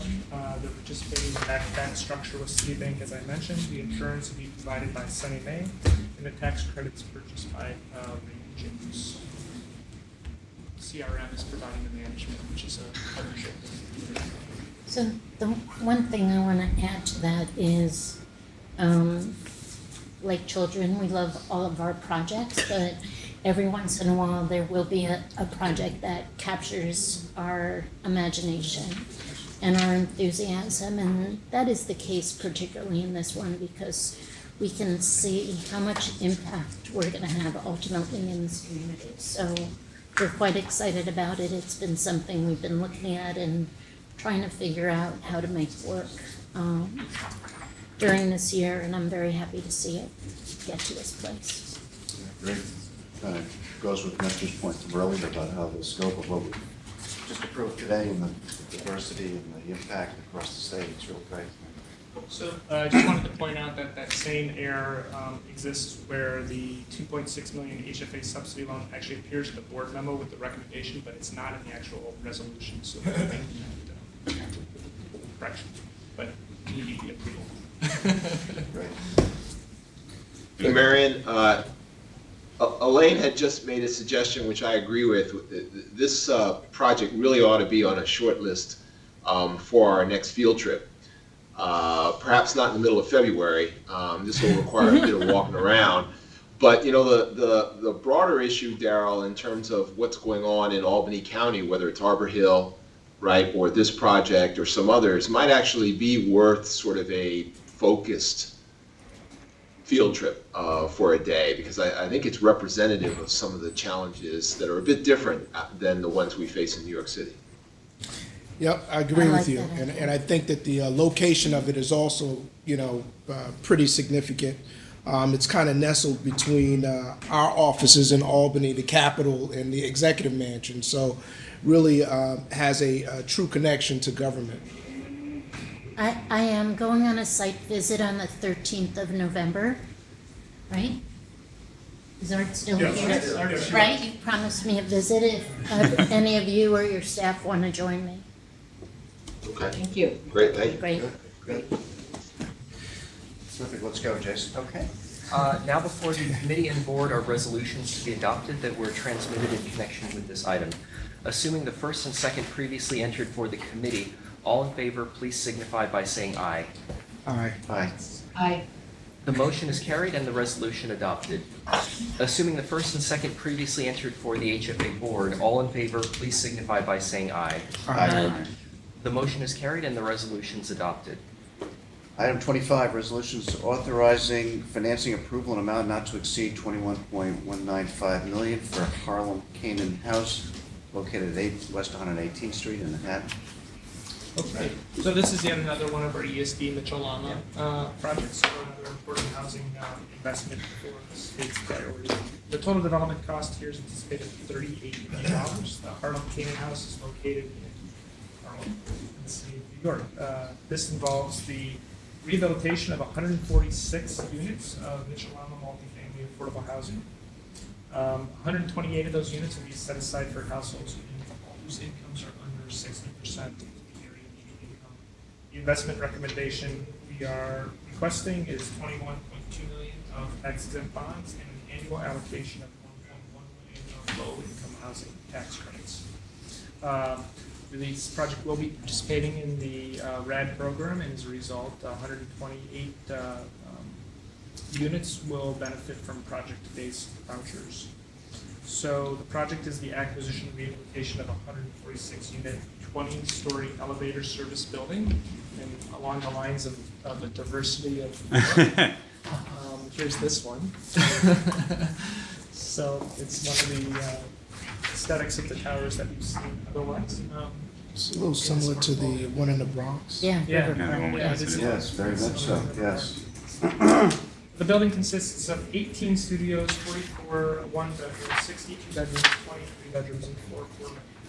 The amenities include a community room, laundry facilities, garden and play areas, on-site parking lots for residents, 36 spaces. There's also 9,000 square feet of commercial space connected to the building, which is leased to a healthcare center. The project was built in 1976. In the early 90s, the project went through foreclosure, and the current owner, Canaan Hope Associates, took ownership through a bidding process on the property. They assumed the arrears loans and began rehabilitation in partnership with HFA at that time, or also in 2011. So the preservation project here consists of hard costs of $77,000 per unit, conversion of the electric baseboard heating to hydronic baseboard heating, exterior facades, new plumbing throughout the building, renovations of bathrooms, repainting, elevator repair, Energy Star, lighting fixtures, public area improvements, and reconfiguration of the lobby as well will be conducted. So the acquisition here is a related party acquisition. The purchase price is $18.2 million. That is going to include the payoff of the pay down, I should say, of a portion of the pay down of the portion of the first mortgage debt of $5.3 million, and the assumption of the remaining other notes. The developer manager is again a related party. Hope it's a community-based, non-for-profit affordable housing organization founded in 1968. Its mission was to rebuild the physical infrastructure of East Harlem. The letter of credit is provided by Citi, insurance by Sunny Mae, and the tax credits will be purchased by Raymond James.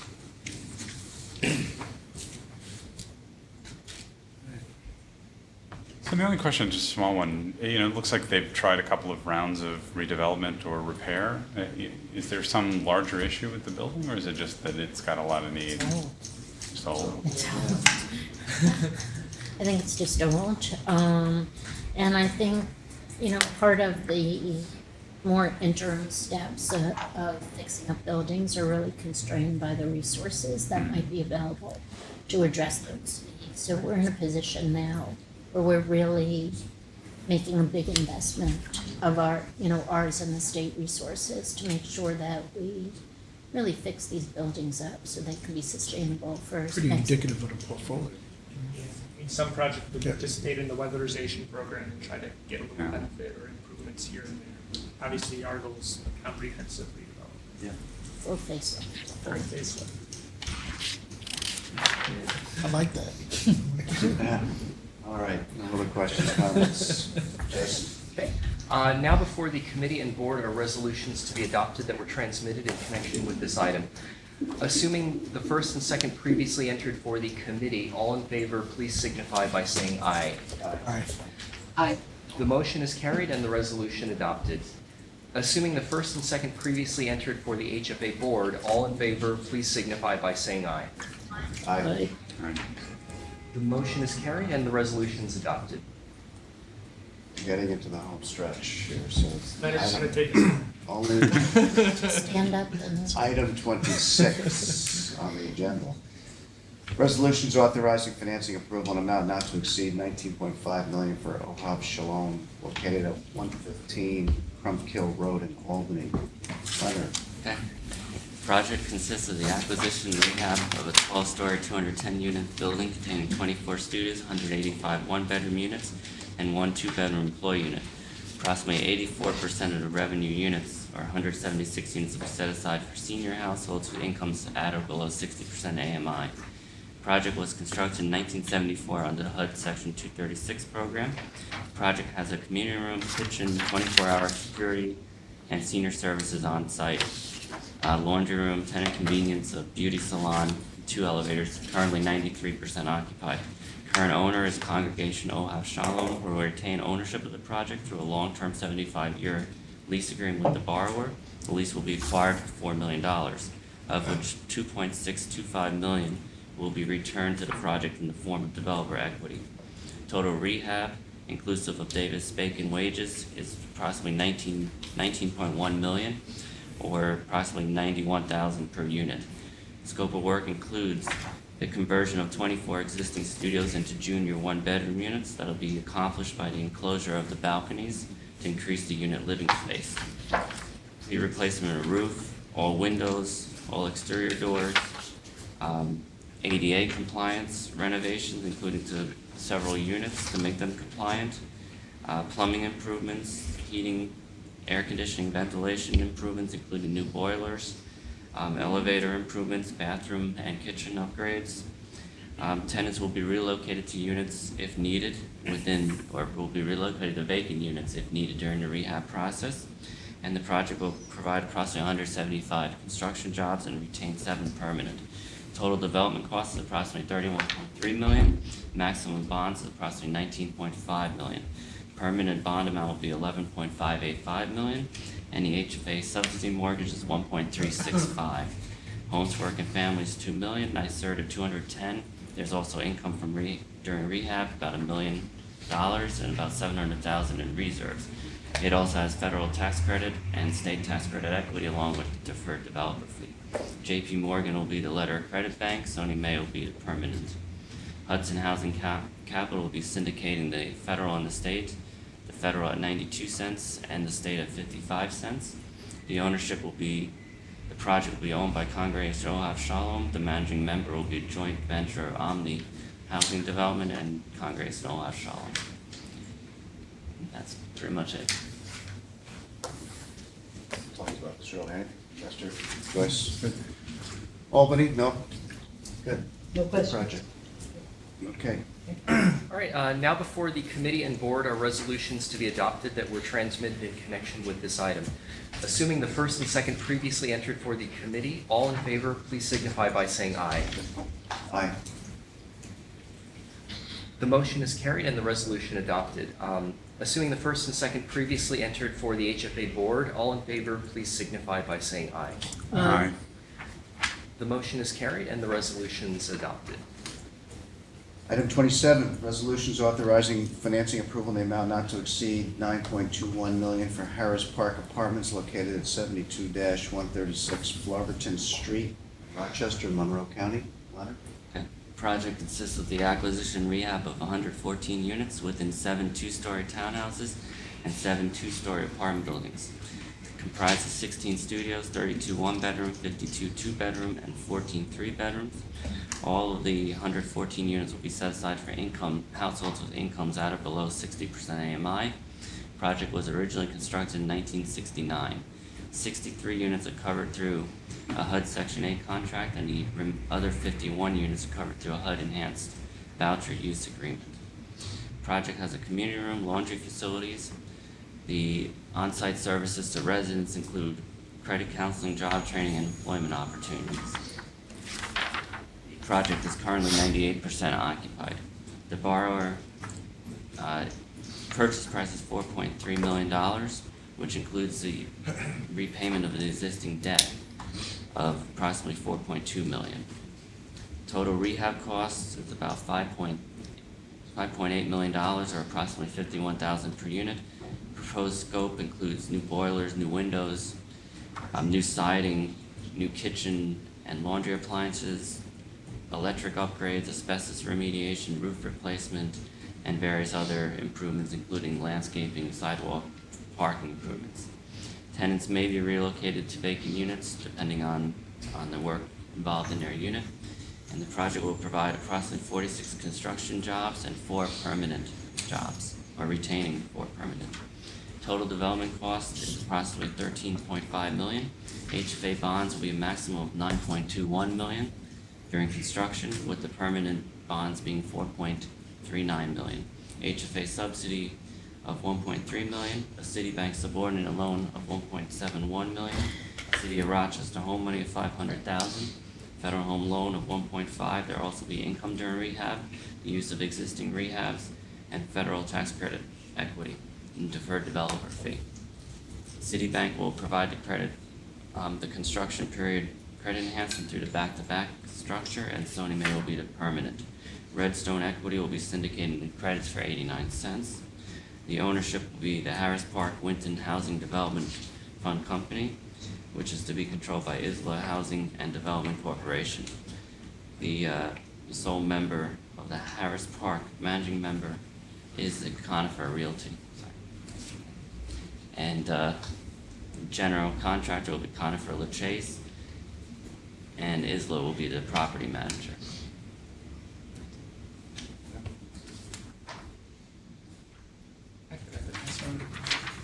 Sorry. Questions, comments?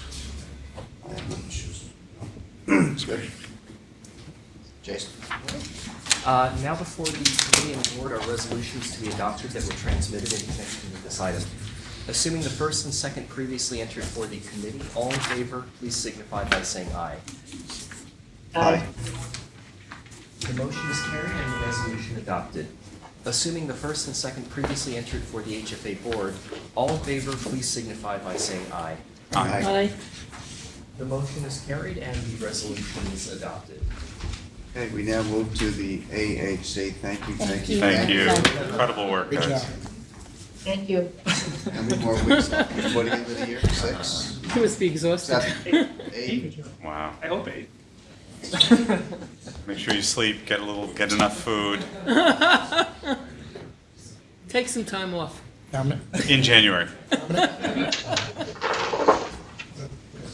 Just consent. Yep, AHC, questions? yeah, just the AHC consent items, the last thing. So resolution authorizing award of grant funds for certain projects located outside of the city of New York.